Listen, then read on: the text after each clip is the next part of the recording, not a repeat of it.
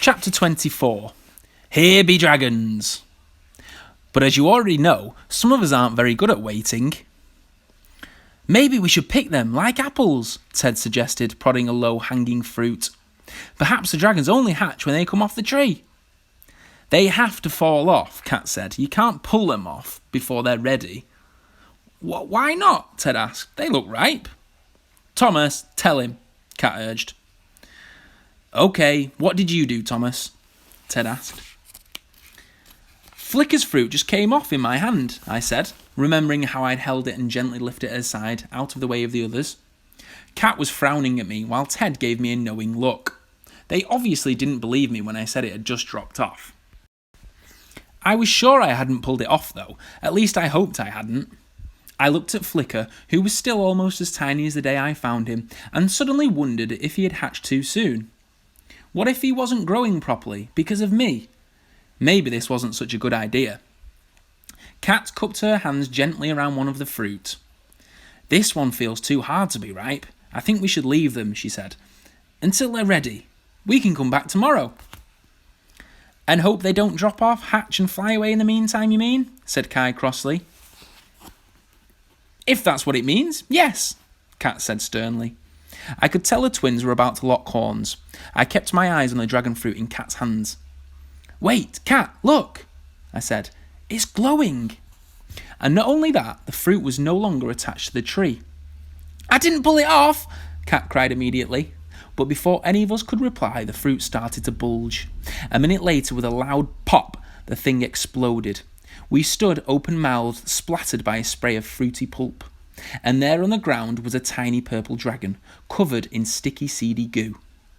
Kat let out an excited squeak as the dragon stretched its neck and raised its long, elegant head, sniffing the air. When it opened its wings, we could see shades of purple lightning into a beautiful electric blue.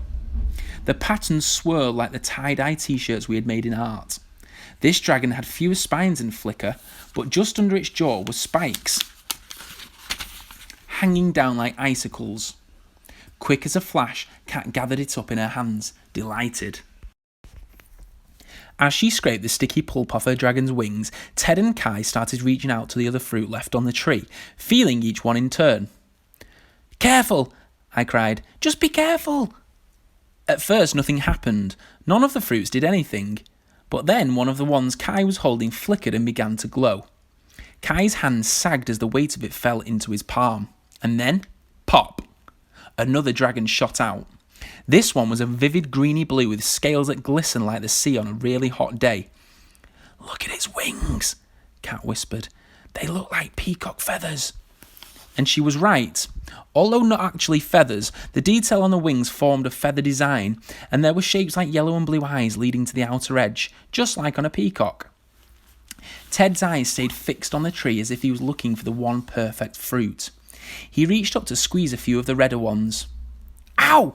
He yelled, drawing his hand out fast. Rotten tree! Bit me! I laughed. It's got some fierce thorns on it. He sucked at the scratch, but since he had a mouthful of marshmallow, his hand came away covered in pink stickiness. Undeterred, he thrust his hand back in. It brushed one of the fruits and he stifled a yell of excitement as the fruit suddenly shone, as if his touch had turned it to gold. Carefully, he cradled it into his hands, holding his breath. And then, just like the others, almost as if it had chosen his hand to fall into, the fruit let go of the tree. Immediately, it started to swell up, the red skin stretching under the pressure of the creature wriggling inside, fighting its way out. And then it burst, sending a spray of pulp all over Ted. But he didn't look as if he minded one bit, as he held up a slender yellow dragon.